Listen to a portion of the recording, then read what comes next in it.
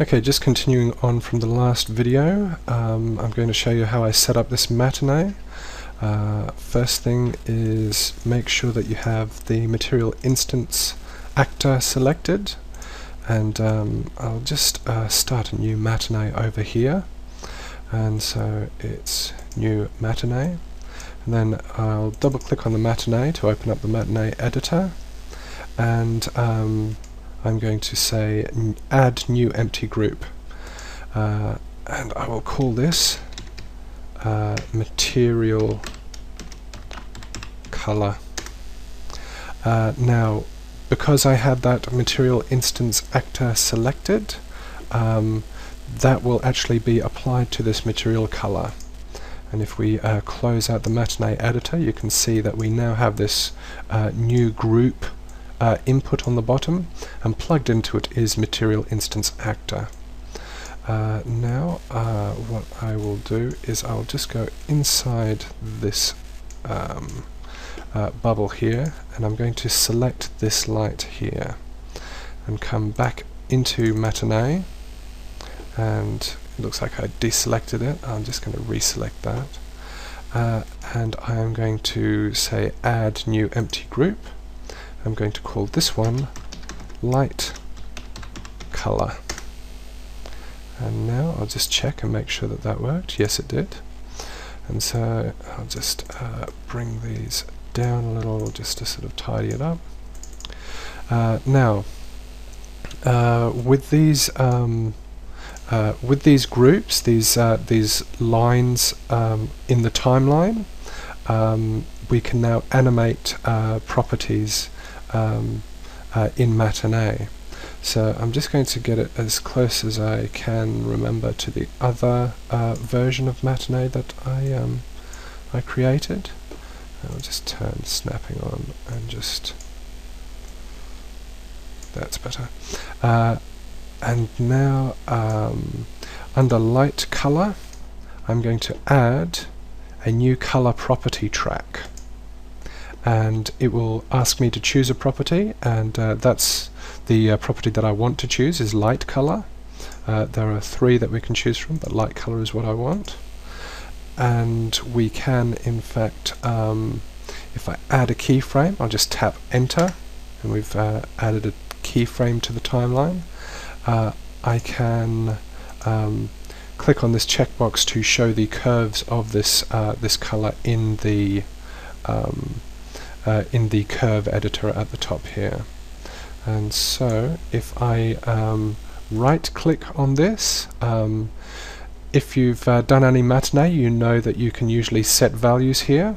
Well, because we are actually manipulating a color variable, we can actually set the color directly here, and so we can set it to full red. Now, for material color, we can't use the color property track because it is a vector material parameter. We need a new vector material param track, and we can add that to our curve editor as well. And just with that that timeline selected, I'm just going to hit enter to add a keyframe here. Now, because we're not using a color parameter, we're actually using a vector material parameter. We don't have hang on. Oh, maybe we do have. I couldn't do that before. Okay, well, there we go. Actually, no, I was looking at the wrong keyframe. So here is our vector material parameter curve here, and if we click on the keyframe, you'll notice that we can only set the time and value. And so to set the value, I have to come in here and select these color vectors one at a time. So I'm affecting the red value here, and I can set that to 1, and then set the green value to 0, and then set the blue value to 0, and set up keyframes in this way. So that's how I set up this Matinee, and in the style of all good cooking shows. Here's one I prepared earlier.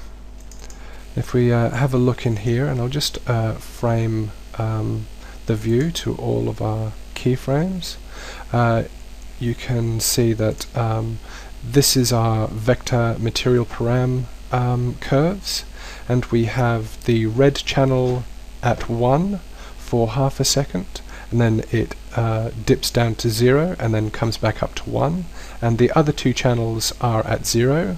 Blue comes up to 1 and then goes back down to 0, and green stays 0 the whole way through.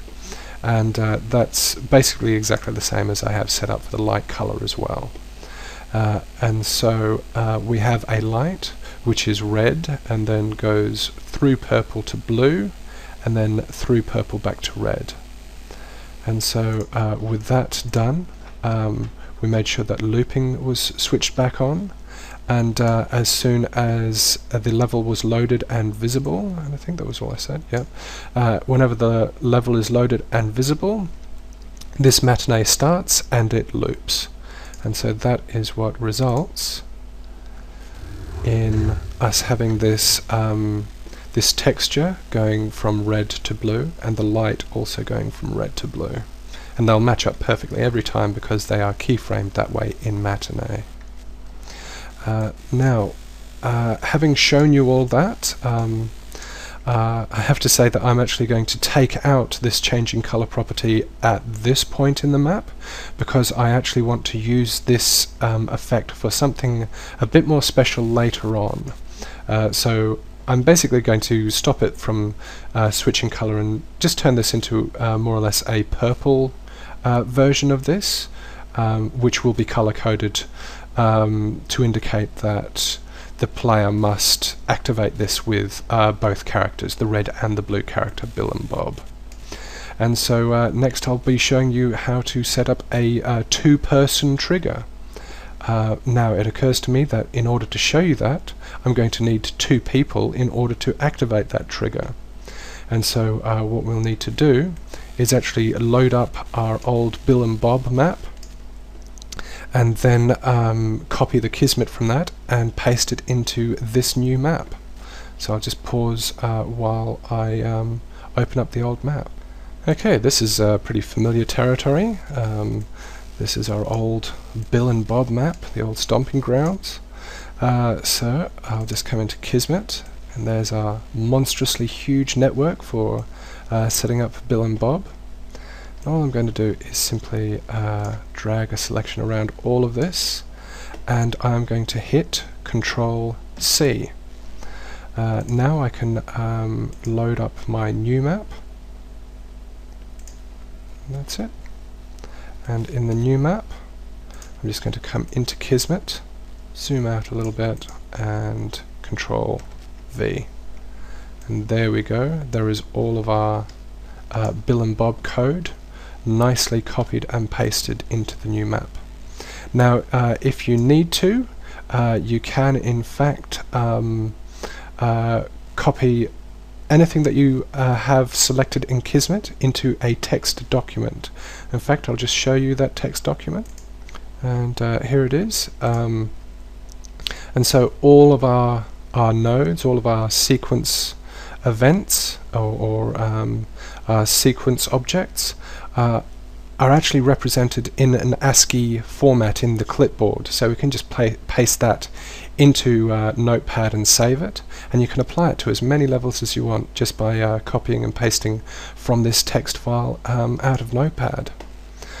So with that all set up, let's just see and make sure that it works, that we actually, before we'll do that, nearly, there are a couple of things I need to fix up. Firstly, I want this to come from untouched instead of touched, because we are touching the trigger when we start the level.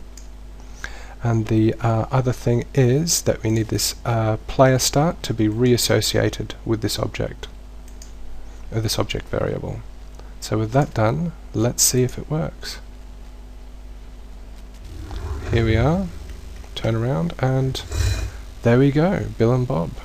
So in the next video, we'll set up that trigger.